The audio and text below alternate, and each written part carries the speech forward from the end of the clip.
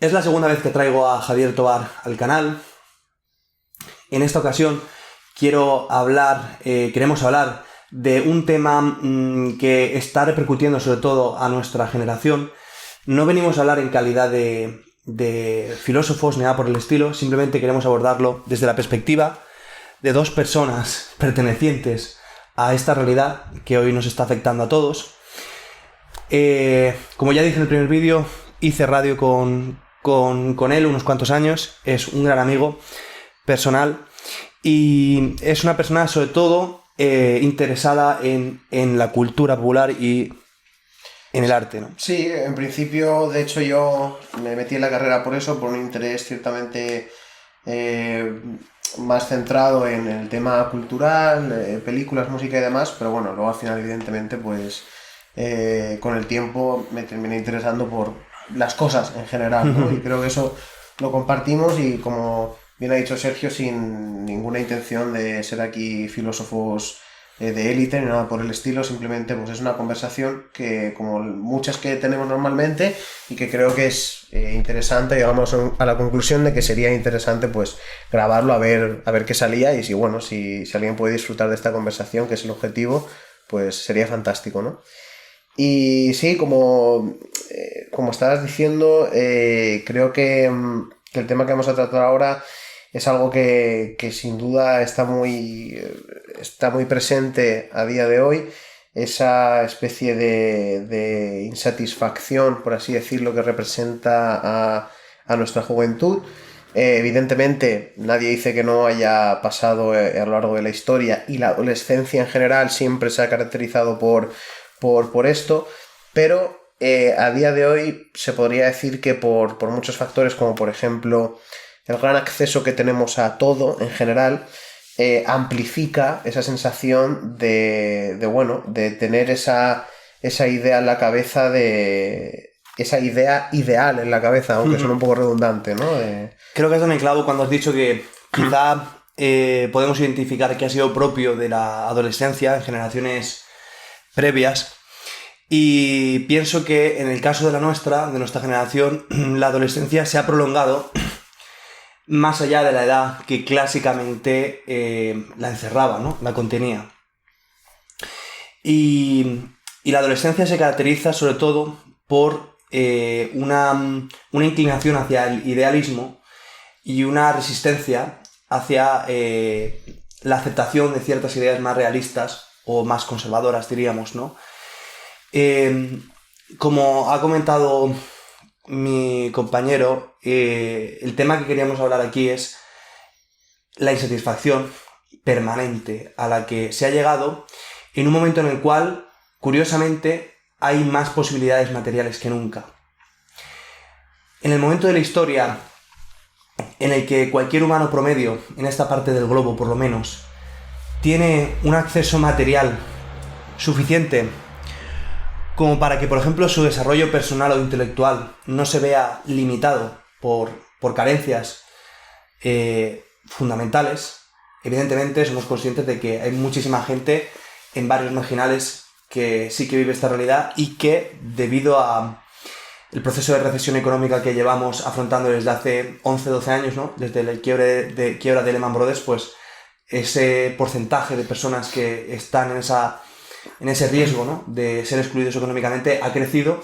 Pero en rasgos generales podemos decir que en los países occidentales, o más concretamente en Europa, en Norteamérica, excluyendo México, eso sí, y en otros países propios de la órbita occidental, como algunos de Oceanía, en el caso de Australia y Nueva Zelanda, las condiciones materiales de cualquier ciudadano promedio permiten un abanico de posibilidades que, al presentarse tan grande, lejos de alentar al individuo a que tome responsabilidad de su vida y haga algo con tales posibilidades, lo satura y le hace sentirse diminuto. Yo creo, y creo que viene al caso porque hemos comentado hace poco, has compartido en redes algo sobre el poema El Cuervo de Poe, de Edgar Allan Poe, y hace no mucho hablábamos en el doctorado, yo estoy haciendo un doctorado de filosofía, sobre la idea del horror cósmico, que se desarrolla sobre todo a través de Lovecraft, pero que recibe la influencia de Poe. El horror cósmico es la percepción de ser simplemente un conjunto de células perdido en la biosfera de un planeta, de una galaxia remota, ¿no? Etcétera, etcétera, ¿no? Esa percepción de la infinitud frente a lo limitado del individuo. Hoy da la sensación de que con las posibilidades materiales que tenemos los jóvenes, si no llegamos donde queremos, es nuestra culpa. No es culpa del entorno, porque el entorno nos ha provisto de todas esas herramientas para que nos podamos desarrollar intelectualmente, profesionalmente, etc.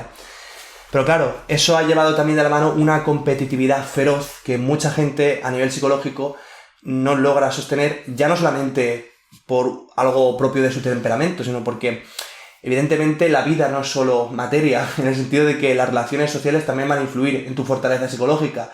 Y muchas veces, aunque no hayamos crecido con carencias materiales, sí tenemos carencias afectivas, ¿no? Que tenemos que afrontar. La confluencia de todo esto ha generado un momento en el cual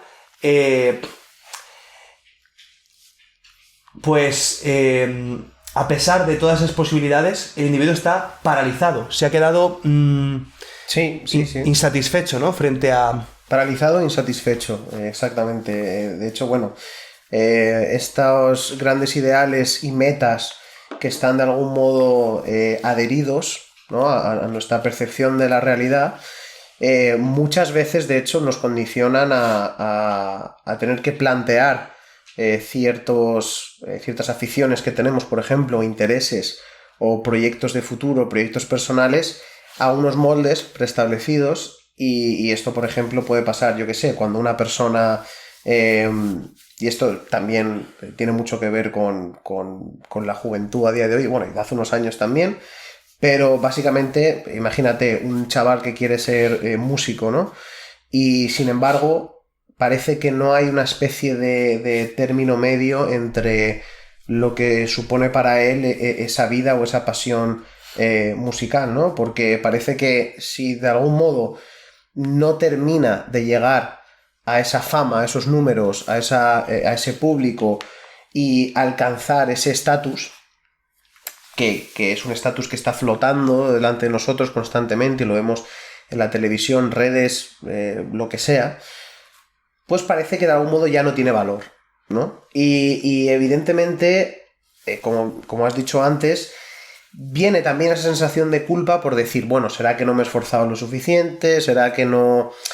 Y como que al final la suerte y la circunstancia se tienen en cuenta, ¿no? Y la gente lo dice, bueno, también es que, pues, por la etapa de mi vida en la que he estado, por mis circunstancias económicas o tal y cual, pero siempre de algún modo parece que persiste esa sensación de culpa, de que realmente, como tantas estas otras personas lo han alcanzado, nosotros también podemos hacerlo, y si no lo hacemos se genera esa insatisfacción, y eso muchas veces ya no es solo las repercusiones psicológicas en uno mismo insisto, de insatisfacción y demás, sino de devaluar eso mismo, que en este caso, por el ejemplo que he puesto, sería la música. Es decir, ¿qué tiene de malo? Evidentemente puedo entender que si le dedicas mucho tiempo a un grupo de música y no te dan los números luego, no te está dando un beneficio económico, pues a lo mejor no tienes mucho espacio en tu vida para dedicarle ese tiempo. Totalmente comprensible, pero no hay que devaluar el poder de la música, en este caso, de esta afición en concreto, que es lo que es, sin necesidad de que se adhiera a esos estándares y a ese molde perteneciente a esa idea global, flotando en el aire, que tenemos todos a día de hoy delante de nosotros, de que tiene que cumplir esas metas y tiene que llegar a esa cima, ¿no? Ahora que dices lo de la música, de que no necesariamente requiere de obtener un objetivo, o sea, obtener réditos económicos o ser retribuido en términos de éxito social, simplemente el ejercicio de la música es de alguna forma la práctica de la virtud, por cuanto estás mejorando tu capacidad técnica, y eso en sí mismo podría entenderse como un valor universal. Vamos a discutirlo más tarde, me lo apunto aquí para que no se nos olvide, porque yo creo que la persecución de los valores universales, de las virtudes, entendamos, es una de las cosas que las personas hoy día se sienten muy poco alentadas, en cierto sentido creo, porque la competitividad, como decía antes, es feroz. Es decir, hoy día el hecho de que se haya integrado grandes masas de población a un nivel de vida, a un poder adquisitivo que le permita ese margen de tiempo, ¿no?, para invertirlo en cultivar la virtud, hace que el número de personas que están practicando aquello por lo que tú quieres desarrollarte sea muchísimo mayor. Pero hay que tener en cuenta otra cosa. Si bien es cierto que la competitividad es mayor, la mayor parte de nosotros, si no es por este marco o por este nivel de vida que nos ha proporcionado este sistema, directamente no podríamos acceder a esa participación en el juego, ¿no?, de la competencia. ¿Y por qué digo esto? Yo mismo, mis 4 abuelos eran trabajadores poco cualificados. Mis abuelos eran, pues, mi abuelo paterno murió analfabeto, era minero él, y mi abuela materna aprendió a leer hace unas cuantas décadas, cuando ya estaba jubilada, y por un tema de complejo, de que ella creció en toda su vida con ese complejo de haber querido leer y escribir, ¿no?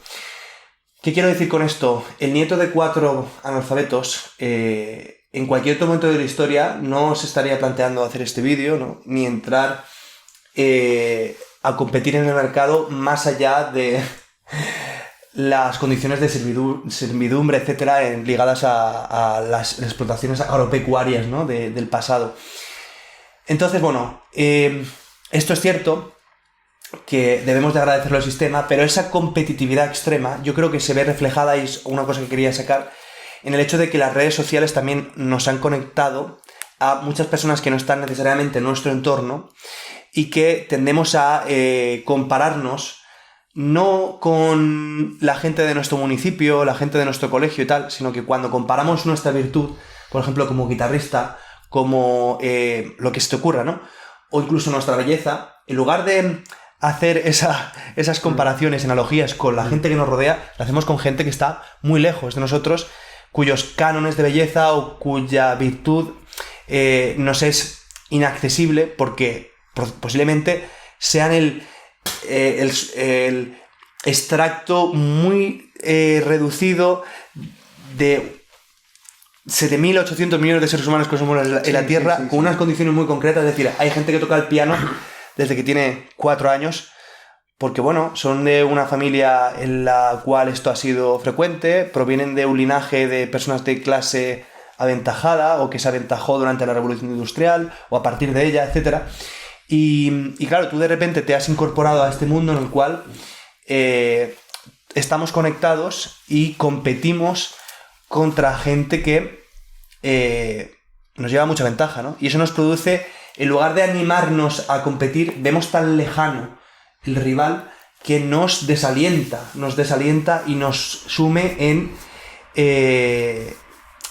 pues eso, ¿no?, una especie de horror cósmico a la forma de Lovecraft o de Poe, ¿no? Sí. Es como que básicamente hay unas capas de la realidad, ¿vale?, que estamos observando constantemente y que de una manera muchas veces justificada deseamos, ¿no? Porque al fin y al cabo muchos de estos cánones extremos, ¿no?, al compararse y al tener acceso a todo el mundo, básicamente, pues obviamente llegamos también a ver a la élite de la élite, a esas personas que están muy arriba y evidentemente pues nosotros ya de alguna manera, más o menos consciente, tenemos eso en la cabeza y es una meta o una comparación que al final es también inevitable, porque si tú tienes delante en tu pantalla del móvil al mejor guitarrista de España o al mejor guitarrista de no sé dónde, al final tú también, de manera inconsciente, ¿con quién te vas a comparar? No te vas a querer comparar con alguien más limitado a nivel de técnica con la guitarra, pues porque tú ya sabes que realmente después de esa persona va a venir otra y otra y otra hasta llegar a ese guitarrista de la leche con no sé cuántos 1.000 millones de seguidores en Instagram, ¿no? Y esto aplicado a básicamente muchísimos campos. Luego también, ya no solo por ejemplo, en las aficiones necesariamente, porque o en ciertas disciplinas que nos pueden llevar a poder vivir de ello, que también es un sueño húmedo de muchísimas personas, ¿no? Ser estrella del rock. Y esto es algo que viene ya de hace unos cuantos años, la visión de la estrella del rock, que ya ni siquiera tiene que ser literalmente una estrella del rock. De hecho, es un concepto que ya básicamente ha mutado a ser cualquier cosa que te permita vivir tu vida de una manera, pues eso, flagrante, llena de excesos o llena de posibilidades o de historias locas, ¿no? Etcétera, etcétera, ¿no? Esa sensación de querer que si alguien escribe una biografía tuya, ¿no? Que esté llena de historias súper interesantes y locas y demás, y que parece que si no es así, pues que tu vida es una especie de masa uniforme, gris y aburrida, ¿no? Sin ningún tipo de valor. Yo esto lo atribuyo a algo que también es sustancial, que es el hecho de que se hayan perdido valores trascendentes hacia los que dirigirse, el proceso de secularización de la sociedad, diríamos, el fin de lo que se suele decir, ¿no? El fin de los grandes metarrelatos, la religión en un primer momento y la secularización de la misma en forma de socialismo, ¿no? Que también es una doctrina universalista como la religión cristiana.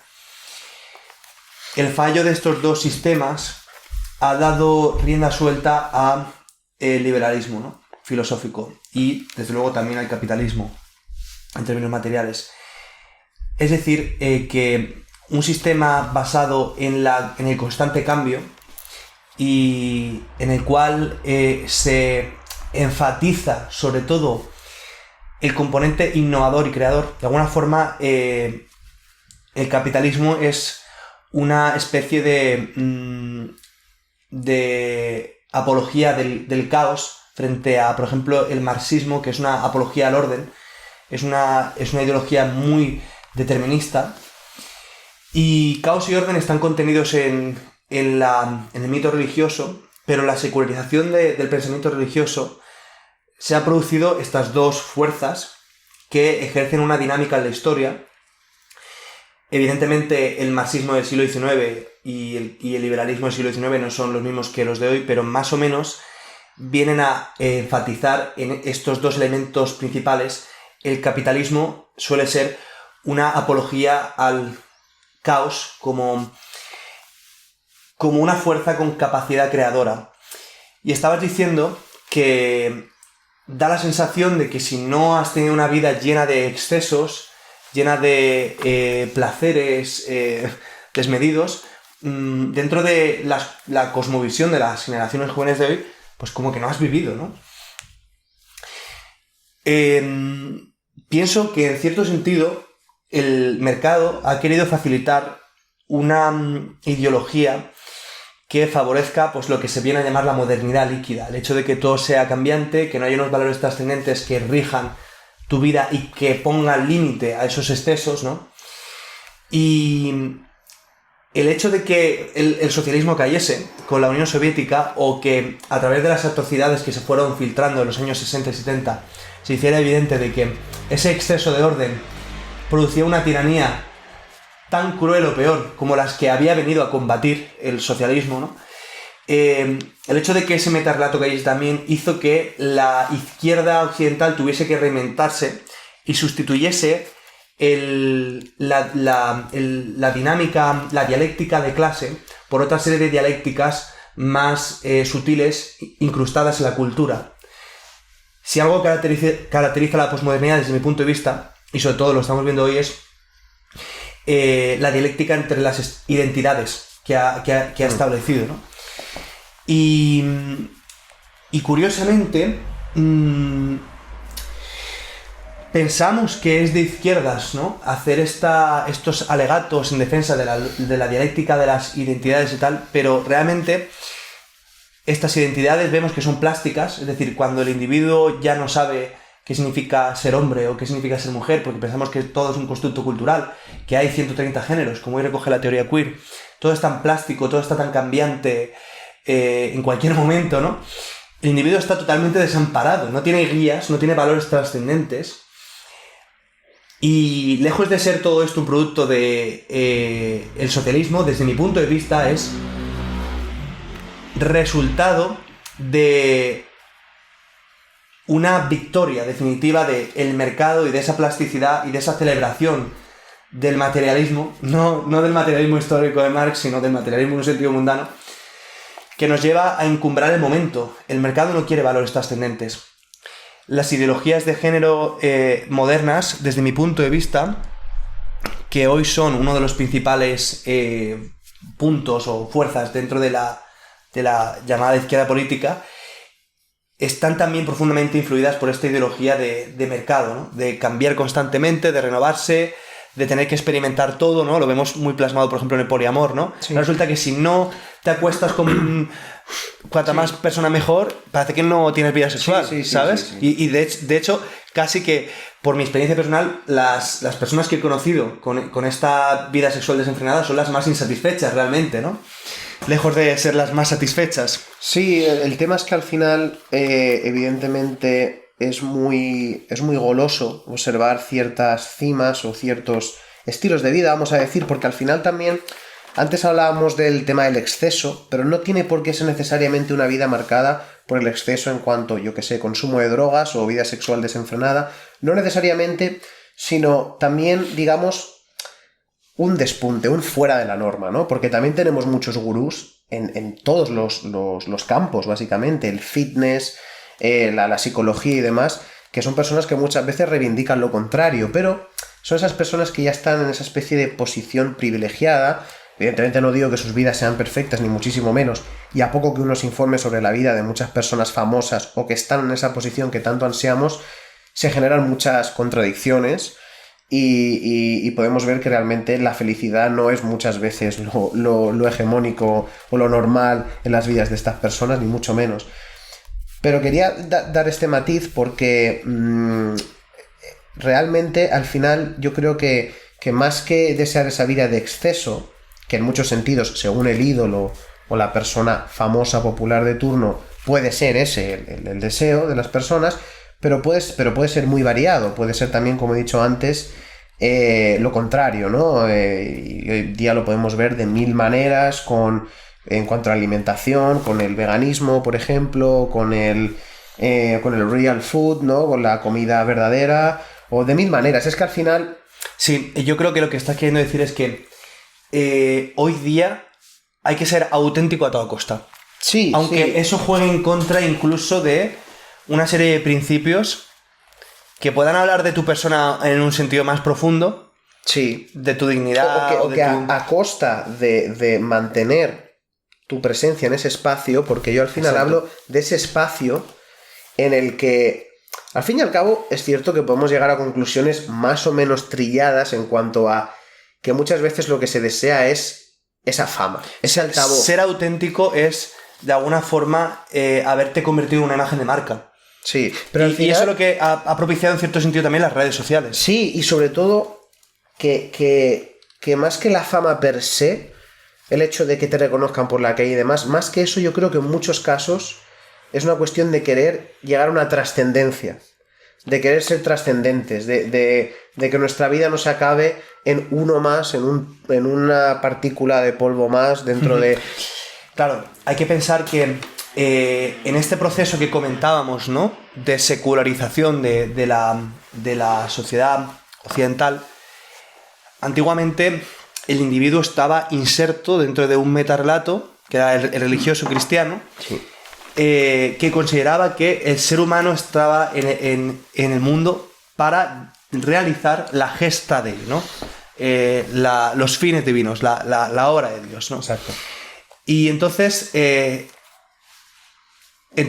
dentro de esa concepción y dentro de entenderte como mediador de eso, pues tu salvación era obrar según los preceptos. Algunos de los preceptos del cristianismo impulsan, no me cabe ninguna duda, a que los individuos se comporten de forma virtuosa, muchos otros es discutible, y desde luego el cristianismo tenía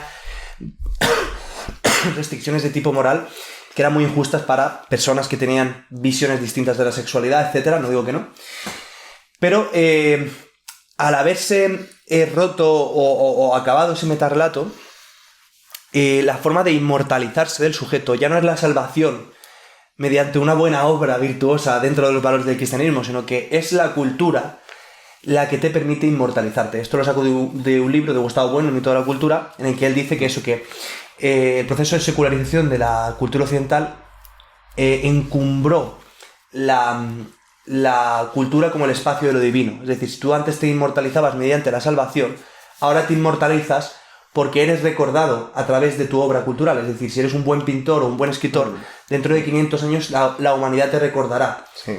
Y esa es la nueva salvación. Se podría decir que salvando las distancias, el infierno actual, ¿no?, es la intrascendencia. Es decir, esa sensación de ser uno más, ¿no? Sí. Esa es, de algún modo, yo creo, el infierno moderno, ¿no? Que además es algo que el capitalismo produce de una forma hipereficiente, porque se tiende a criticar al marxismo. Yo ya digo que no soy marxista, pero se tiende a criticar que el marxismo, al centrarse solamente en los bienes fundamentales, no produce diversidad en la oferta, que siempre estandariza, por ejemplo, un solo champú, un solo tipo de camiseta, ¿no? Un tal. Pero si bien es cierto que el capitalismo da esa libertad para que el mercado compita y se renueve de una forma mucho más eficiente, no voy a decir que no, parece que no tiene sentido discutirlo. Al final la sociedad de masas también tiende a estandarizar, porque al final lo más eficiente, es decir, todo el mundo tiene o gran parte de la gente tiene unas Converse en su armario. No es raro llegar a un sitio y que 3 o 4 personas tengan unas zapatillas igual que las tuyas, es decir, al final el mercado también produce patrones propios de las modas, y sobre todo la percepción de ser un número viene a la hora de el desarrollo personal, el mercado laboral, etcétera. Ese sentimiento de ser simplemente una parte del engranaje, pero no sentirte partícipe de ese engranaje. Es decir, cuando una persona del siglo XIX o del siglo XVIII participaba el domingo de la construcción de una catedral, aunque no fuera a ser incluido su nombre dentro de... porque se hacía voluntariamente, ¿no? Se hacía altruistamente. La vivencia de eso, el sentirte integrado dentro de tu pueblo, el sentimiento de pertenencia, sentir que estás haciendo tu comunidad, lo que sea, ¿no?, dentro de este metarrelato, que estás elevando todo eso, producía esa paz. Sí. De alguna forma, yo imagino que hoy no... Sí. Al haber... Y evidentemente no tenías que calentarte demasiado la cabeza por cuál era tu objetivo en la vida, básicamente. Evidentemente, como todo... Tampoco había opciones. Es decir, al final es una mezcla de muchas cosas, porque evidentemente hace tiempo, vamos a decir, no, tampoco voy a decir, pero más o menos en un entorno social como el que estabas describiendo ahora, realmente no había posibilidades de hacer lo que se puede hacer a día de hoy. Y eso de algún modo es verdad, bueno, que te recluía dentro de un entorno donde al final casi por fuerza pues terminabas identificándote como persona a través de ciertas tendencias, valores y maneras de vivir la vida.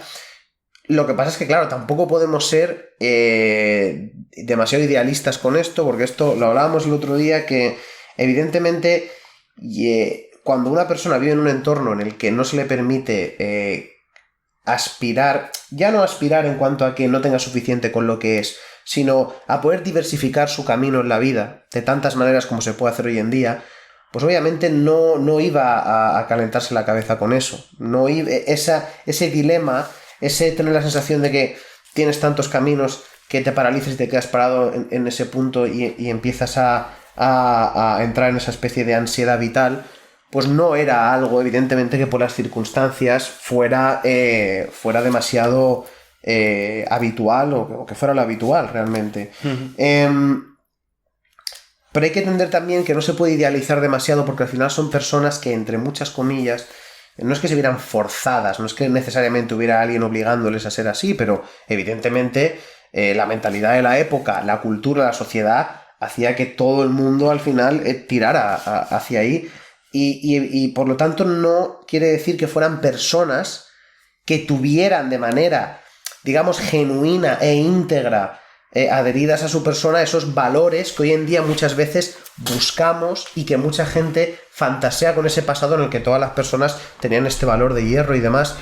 Si a esas personas le diéramos las capacidades que tenemos ahora, entrarían en las mismas dinámicas, y esto es como el típico comentario en un vídeo de YouTube de cuando ves un vídeo de cómo era no sé qué ciudad hace años, que la gente dice: qué maravilla que nadie tenía el móvil en la mano. Pues porque no tenían móviles, obviamente. O sea, lo que tenemos que tener claro es que las personas de hace 2 siglos, 3, de hace 50 años, son Homo sapiens, exactamente igual que nosotros, y su naturaleza humana es igual de corruptible que la nuestra, y si hay un ensalzamiento de ciertos valores, es porque poco más se tiene. Es decir, cuando no tienes capacidad de defender tu integridad personal de ninguna forma, por ejemplo, mediante el crecimiento profesional o material, ¿no? Acumulando bienes, pues más te vale cuidar tu honor, ¿no? Que es cuanto tienes.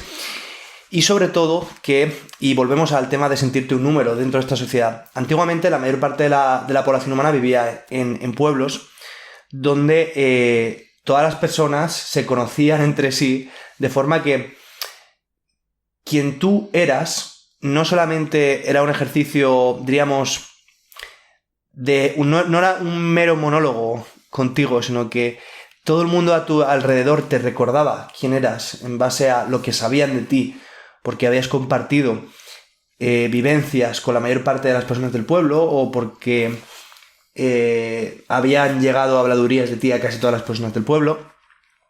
Hoy día, en una gran ciudad, tú eres un sujeto prácticamente anónimo. Tú en una gran ciudad no tienes por qué cruzarte con nadie que conozcas en años. O sea, aunque tu círculo de amistades sea de decenas o de cientos de amigos, si tú vives en Madrid, o vives en Barcelona, o en Valencia, o en Sevilla, o en Bilbao, no tienes por qué cruzarte con ninguna persona que conozcas en años. Es decir, que eres anónimo, y eso, de alguna forma, también desdibuja al sujeto en todo esto que son las redes sociales, la esfera mediática en general, y sitúa también la identidad de uno mucho más lejos de su territorio. Es decir, la identidad de uno ya no está tan ligada al sentimiento de pertenencia a un pueblo, a una ciudad pequeña, sino que la mente se globaliza y también frustra mucho al sujeto, que muchos jóvenes de hoy solo quieren vivir en grandes ciudades, no quieren menos que eso, solo se sienten atraídos por cultura extranjera, ¿no? Sí, exacto. Solo quieren hablar en inglés, solo quieren, ¿no? O sea, hoy en día nos podemos permitir el, de algún modo, elegir en qué grupo social vivimos de una oferta bestial y evidentemente tener acceso a ello a través de internet de manera, totalmente sencilla. O sea, no tiene más complicación que meterse en un foro o meterse en un Discord o meterse en una comunidad online. Y bueno, esto lo he visto yo. Quiero decir, yo he tenido épocas de mi adolescencia en las que tal vez no me sentía tan al 100% integrado en un grupo más local o en un grupo más cercano a mi día a día, en el plano físico cercano, vamos a decir, y por lo tanto desarrollé mucha presencia en internet en relación a aficiones que yo tenía, por ejemplo. Pero al final, como todo, y llegaremos a esta conclusión, es un poco el spoiler, que al final evidentemente no puede uno descuidar ninguno de los dos apartados. Es decir, como con todo, si tú al final, por querer integrarte al 100% en tu espacio diario, estás reprimiendo aspectos de tu personalidad y de quién eres, es nocivo. Pero si al mismo tiempo descuidas por completo ese espacio cercano, ese espacio de elementos que no tienen por qué adecuarse a la perfección a esa idea que tienes tú de ti mismo, pues al final lo vas a pasar de manera muy puñetera cuando por cuestiones de la vida evidentemente tengas que entrar en esa realidad de la que tú has huido constantemente porque tienes las herramientas para hacerlo, pero que también es la realidad y que tienes que aprender a solventarla. Sí, pero fíjate, una cosa que hemos hablado una vez, con respecto al sentimiento de plenitud, de el dirigirse hacia valores trascendentes, no estar sujeto siempre a las dinámicas, sobre todo hoy, ¿no?, del mercado o a modas de origen extranjero, etcétera, que no necesariamente son malas por ser de origen extranjero, no estoy diciendo eso, no, ni mucho menos. Muchas de ellas vienen a renovar un panorama que a lo mejor está enquistado, sí. Porque nosotros no tenemos la capacidad creadora actualmente que se tiene en Estados Unidos o en Inglaterra. Y a su manera ha sido así, como con las influencias entre países. Claro. A lo largo de la historia. Es una dialéctica entre naciones. Es una dialéctica entre naciones. Claro. Pero algo que comentábamos es cómo, por ejemplo, Kant no salió de Königsberg en toda su vida, ¿no? Apenas se movió unas millas, y sin embargo no solamente encontró herramientas de sobra para dirigirse hacia lo universal, diríamos, ¿no? Encontrar un camino enfocado hacia lo que lo que a él le confería plenitud y sentimiento de trascendencia, etcétera, sino que cambió el mundo entero. Es decir, un tío que cambió el mundo entero sin haber salido de su ciudad natal, ¿no? Sí. Con una pluma y sin haber salido del pueblo, ¿eh? Sin haber salido del pueblo. Y me hablabas precisamente de que te gustaba mucho un crítico cultural